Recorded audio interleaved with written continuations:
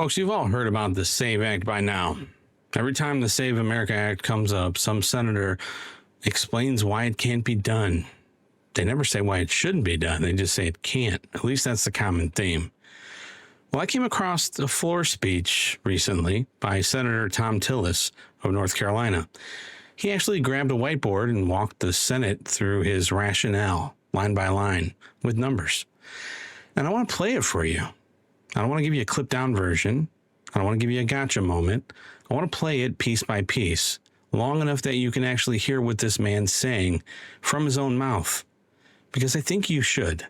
And then I'm going to tell you exactly why I think this dude is blatantly and demonstrably wrong, and why this whole performance is a tactic. Now take a look at how Senator Tillis opens his speech. Look at implementation, you look at the complexity of what it takes to get anything done, even the most simple thing. The reason why businesses pay firms like Price Waterhouse to do what we do is because details matter, planning matters, execution matters. Now let's talk about the SAVE Act, or the Save America Act, or whatever the heck they're calling the next thing that they're talking about putting in the reconciliation bill. How did you catch what he did there? In the first 20 seconds, before a single number goes on his little whiteboard, he tells you who he is: Price Waterhouse Cooper, management consultant, implementation guy. That's not an accident by Senator Tillis. That's the entire speech in short form. He's building this credential wall before he even makes an argument. So when you disagree with the argument, you feel like you're disagreeing with some expert. Now look, I'll give it to him pretty straight. He's not a dumb guy. And maybe he's not disqualified or unqualified, but being qualified to run an implementation project like this is not the same thing as being right about whether this particular one is possible. Credentials from guys like this tell us somebody knows how to build a plan. They don't tell us the plan is honest or executable. But now watch how he builds with it. States fit into two categories when it comes to how they administer elections. There are 41 states. I'm going to have to do this differently. I'll have to write this. There are 41 states, Mr. President, that administer at the county level. And I'm doing this to better explain it to my friend, the senior senator from Utah. 41 states at the county level. What does that mean? Well, in North Carolina, it means that we have 100 counties, and we have the state. We have 101 election entities that would have to implement whatever we put into law in North Carolina. If you multiply that by the 41 states that do it the same way, we have almost 4,000. Let's narrow it because somebody say, oh, you overestimate. We have over 3,000. It's actually somewhere around 3,600. 3,000 governmental entities that have to implement the letter of this law, okay? So we'll just go with 3,000. Keep it low. Now, we have 9 states that actually administer at the state, local, state, county, and municipal level. That actually adds about another 7,000 governmental entities that would have to implement the letter of this law, whatever the law is. 10,000 entities. That's a number he wants in your head, and he spends minute and a half getting there. This is sleight of hand. It's the whole ball game. If you listen to what he says, has to be, implemented across these 10,000 entities. He calls it complex. One phrase, enormous amount of work. He never once separates the pieces. He takes the entire bill, every provision, every documentary proof of citizenship required, every administrative rule, bundles it into this indivisible brick, and then tells us the brick is too heavy to lift by November. But that is not what people are asking for, Senator Tillis. The thing Americans want, the thing that 80% of this country supports, according to research like Pew, including 71% of Democrats, is that we have to show an ID when we vote. That's it. That's the ask. And that's not complex. Hell, a grocery store can implement an ID requirement on a product overnight. Overnight. The cashier looks at the license, looks at the face, compares the two. We're talking about a federal government that runs the IRS, that processes hundreds of millions of tax returns, handles licensing and registration and benefits across every state of this union. And I'm supposed to believe that checking a driver's license at a polling table is the thing that breaks us? Give me a break, dude. I know somebody's going to jump into the comments and say, hey, JR, the feds don't run elections. The counties do. Fine. That's correct. But that cuts against him, not for him. Because a county clerk checking an ID isn't a harder job than a cashier checking one. The task is simple, regardless of where it happens. Tillis needs it to be complicated, so he defines it as complicated and then does math to suit his own definition. Now watch this part. The election is going to be held on the second Tuesday of November, right? We're August, September, October, right? So we have fewer than, let's just call it 100 days before the election. You're telling me that whatever proposal is being considered in the House can come and get done in the House, which it hasn't done, come to the Senate, get ratified, come to the Senate, get passed, go to the president's desk. Let's say all that. Let's just say a miracle occurred. We did take it out of the crock pot, put it in the microwave. We get it done in 2 weeks, right? Okay, well, 2 weeks from now happens to be about the first week of August. So that would be August, September, October. 3 months to implement, 3 months after ratification, to implement complex voter ID policy that is generally administered at the state level in time for this election. Well, it can't be implemented on day one, right? South Dakota actually starts voting 46 days before the election. Number one, you got to go back and tell these 10,000 different entities, we don't know what the timing is. We got to implement this stuff. So your early voting, your absentee ballot voting, the people that have requested ballots, the military members overseas that are actually getting teed up with the current laws, that's all off the books. And we're going to get you something new in 60 days.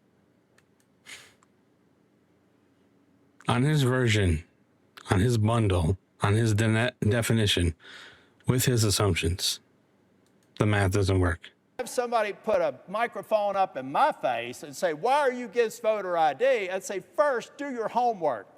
I ratified it. I fulfilled a promise. We have solid elections in North Carolina. I'm against it because people are selling you a bill of goods. Senator Tillis wants you to believe the math doesn't work. And it doesn't on his version. Sure. On his bundle, on his definition, with his assumptions, the math doesn't work. But if you run it on what actually is being asked, what does a county have to do to require a photo ID? Tell people, post it, Tom. Train poll workers on a one-sentence rule. Print the signs. Compare that to what these same election offices already absorb. And do that between now and November. New precinct maps, redistricting, machine certification, ballot design changes, staffing every polling place in the county. They do that every single cycle on a deadline. And nobody goes to the Senate floor with a whiteboard to explain that redistricting is impossible. The difference isn't difficulty. The difference is that Senator Tillis doesn't want this one.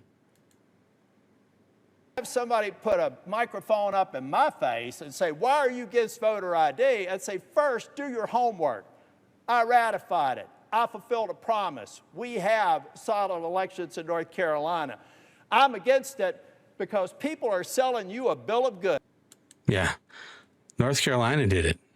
He even says so. That's where he's from, and he's proud of it. He signed it. He ratified it.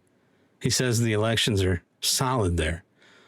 So the thing is possible. It's been done in his own state, by his own hand, according to him, across the exact 100 counties he just put on that whiteboard. He's not standing up there telling you voter ID can't work. He's telling you voter ID worked great for him, and the rest of what you need, you have to wait for. How convenient is that coming from a man who already got his version? It's pretty convenient, isn't it? I would say so. 2 members of the Senate who already have voter ID in their states. Did you know that? You'd think that we didn't have any. 36 of our states already have voter ID. You want to sit down here and talk about how you up the bar and you give people a year or 2 to get it implemented? Fine. But don't fool the American people into thinking you can implement. There it is, the escape hatch, and it's the most important 20 seconds of his entire charade. Give people a year or 2. That's fine. He sounds so reasonable saying it. He's not against the policy, just against the timeline. Who could argue with that? Here's who. Me. Because we've watched this movie before. That objection never expires. It's too late last July. It's too late this July. Ask him in the spring. We'll do it in the spring when it ain't so close to the following cycle. I mean, there's machines we got to do. We got to do all this stuff. You want us to do this stuff? Yeah, we do. Because there's always another decision coming, Tom. And that means there's always another reason that you'll say the runway's too short. And look, if you notice, he says it needed to happen 2 years ago. So where was Tillis and his whiteboard 2 years ago? Where was the bill he introduced on his generous timeline with his implementation expertise behind it? Back when there was all the time in the world. A man who tells you he supports something on a timeline he never once fought for is not telling you about a timeline. He's telling you no, politely, in a way that's hard to quote against him. That's the tactic here. And it isn't just him. This is the standard move in that entire building. You never oppose the popular thing. You oppose the schedule, the process, the vehicle, the rule. Same no with manners. Can you believe this? This is what we're dealing with. It needed to happen 2 years ago. As a matter of fact, the senior senator from Utah's legislature has recently changed their policy, which I think they should have called for years ago, of mass mailing ballots to everybody, right? This should be fairly simple. You're only going from mass mailing ballots to saying, hey, you got to request them, right? They decided to take 3 years to implement that. I would ask the senior senator from Utah, why don't they speed it up? Why don't we do it this year? If we could do something as expansive of all this that they've tried to do in the 3 different sequels to SAVE Act, you could certainly do that in Utah, can't you? Because the effect of this bill would be to eliminate it anyway. So get her done. Do it. Yeah, so you see that? Did you watch him turn there? He looks at Utah taking 3 years to implement a change and says, speed it up. Why not this year? Get it done. Do it now. That is my exact argument, and it's coming out of his mouth. And he doesn't realize how foolish he is saying it. 30 seconds after he had the entire Senate, after he told the entire Senate that this kind of thing takes years, and anyone who thinks otherwise is fooling the American people, he says that. So which is it, Senator? When Utah drags its feet, 3 years is too slow, and they should have done it this year? When the county wants a photo ID before the midterms, 100 days is a fantasy, and we should all cop a clue and do the math? You want both, but those are 2 different standards, and you're applying them in the same breath. The only thing that changed between them is which outcome Senator Tillis wanted. That's it. Way to get every state to get to voter ID. We should put in grants that say, if you hit this threshold, we will help you implement the implementation. And if you don't, we're going to spend that money to audit your elections. That's fine. That's good governance. And that's given the states the option to decide whether or not they want to up the ante and increase the integrity of their elections or expect an audit from the federal government if they. Yeah. That's the part of the video that I want you to really hear, okay? Because this is where he stops with his disagreement and he starts taking it somewhere else. He stands on the Senate floor, describes what he says would be good governance, federal grants, money to states, that would hit a threshold, help them implement it. Voluntary, incentive-based, not a mandate. Now go look at the bill he's threatened to stall. $10 billion routed through state grants. No state is required to adopt anything. States that meet the requirements qualify for the funding. That's the rewrite. That's what the House put in the budget resolution on the 15th, specifically because the direct mandate version got killed by the Byrd rule. He's describing the bill. He's standing there calling for grants and incentives instead of a mandate. And the thing sitting in front of him is grants and incentives instead of a mandate. Look, I'll be fair to him on one point, because I'm not going to do to him what I don't want done to me. His version has a stick on the back end that the bill doesn't. He wants states that refuse to get audited. That's a real difference, and it's not in that bill. But that's a difference in the penalty, not in the design. On the core structure, the thing he called good governance out loud, he's already got it. And he's still a no. I don't know about you, but when a guy tells you he'd support the good governance version, but the good governance version shows up and he still threatens to use every device available to slow down the wheels of government to stop it, the timeline was never there. It was never the reason in the first place. It was just his cover. Thank God Thom Tillis is retiring, not running again. Because, right now he answers to nobody in North Carolina. And that's exactly why he's willing to stand up on a whiteboard and do publicly what a lot of these senators are too chicken shit to do out loud. And the reason I spent this long, looking at his floor speech, isn't that this is the template. This is how the popular thing dies in Washington. Not with a vote against it. With a very credentialed guy trying to explain patiently with numbers that of course he agrees with you. It's just not the right time. But it's never once been the right time. 83% of the country want photo ID. 95% are Republicans, 71% are Democrats. There's no coalition to build here. It's already built. It's been built for years. And the only thing standing between that number and this new law is a handful of people who figured out that you can kill something by respecting it to death. Drop a comment, folks. What do you think about Tillis? And look, like I said, you hear about these people and the fact that they're saying no. And it's like, okay, he said no, whatever. That's just him being him. But when you hear their rationale behind the no, it brings a totally different perspective to the stupidity in Washington, D.C.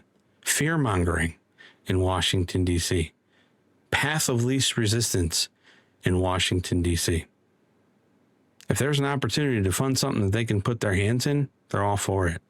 But when it's something that we want, oh no. Too hard, too difficult, too crazy, too foolish. Sounds to me like it's too D.C.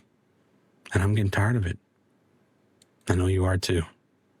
Anyway, long video, but it's about time you hear the reality of the BS that goes on.